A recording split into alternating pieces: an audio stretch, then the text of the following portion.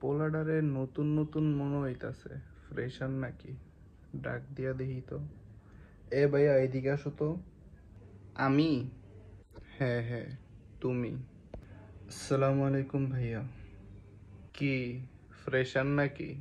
নতুন আসছো ভার্সিটিতে? জি ভাইয়া, নতুন ভর্তি হয়েছি। কিন্তু আপনাকে তো ঠিক চিনলাম না ভাইয়া। আপনার পরিচয়টা যদি দিতেন তাহলে একটু ভালো হতো। কি ভাইয়া, তোমার ব্যবহার এমন কেন? সিনিয়রদের সাথে কিভাবে কথা বলতে হয় জানো না? ভাইয়া, আমি তো খারাপ কিছু বলিনি। আমি আপনাকে চিনি না তাই জিজ্ঞাসা করছি। কোনো সিনিয়র তোমাদের ডাকায় নাই এই পর্যন্ত? তোমাদের নিয়ে বসে নাই? ভাইয়া, এই বিষয়টা তো আমি জানি না, কারণ ভার্সিটিতে আমি নতুন আসছি। কোন ডিপার্টমেন্টে আছো? তোমার ডিপার্টমেন্টের নাম কি? ভাইয়া, সফটওয়্যার ইঞ্জিনিয়ারিং। আমার ডিপার্টমেন্টে আমিও সফটওয়্যারের 7 সেমিস্টার। তুমি অনেক বেয়াদব, তোমাকে নিয়ে পার্সোনালি বসতে হবে। ভাইয়া, আমি কি করলাম? আমি তো আপনাকে কিছু বলিও নাই, কিছু করিও নাই।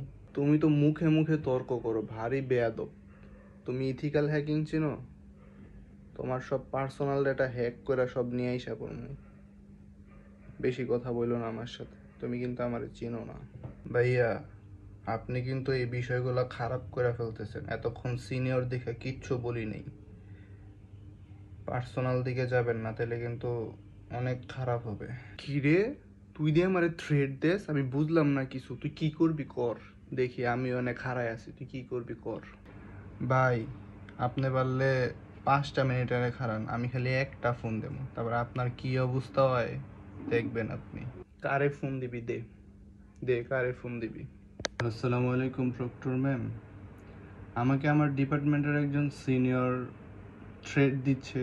সে নাকি আমাকে র্যাক দিবে পার্সোনালি, এবং সে নাকি আমার পার্সোনাল ডাটা হ্যাকিং করবে।